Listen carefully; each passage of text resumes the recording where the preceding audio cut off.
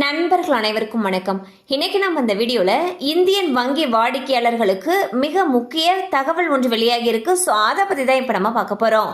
Indian வங்கி தனது வாடிக்கையாளர்களுக்கு ஒரு முக்கிய அறிவிப்பை வெளியிட்டுள்ளது.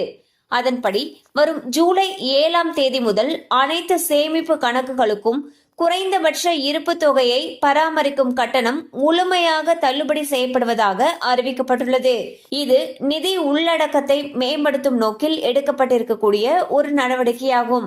இந்த அறிவிப்பு சமுதாயத்தின் அனைத்து பிரிவினருக்கும் வங்கி சேவைகளை மேலும் அணுகக்கூடியதாகவும் எளிதாகவும் மாற்றுவதை நோக்கமாக கொண்டுள்ளது.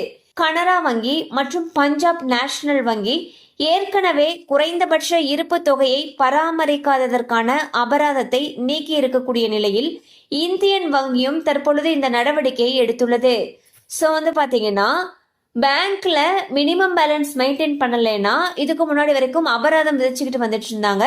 அந்த வகையில் இனி நம்ம மினிமம் பேலன்ஸ் மெயின்டைன் பண்ணலைனாலும் அபராதம் விதிக்கப்படும் சொல்லி சில வங்கிகள் அறிவிச்சிருக்காங்க. அந்த வகையில் ஸ்டேட் பேங்க், கனரா வங்கி, பஞ்சாப் நேஷனல் வங்கி மற்றும் இந்தியன் பேங்க்ல இருக்கக்கூடிய வாடிக்கையாளர்கள் குறைந்தபட்ச இருப்பு தொகையை மெயின்டைன் பண்ண வேண்டிய அவசியம் இனி கிடையாது.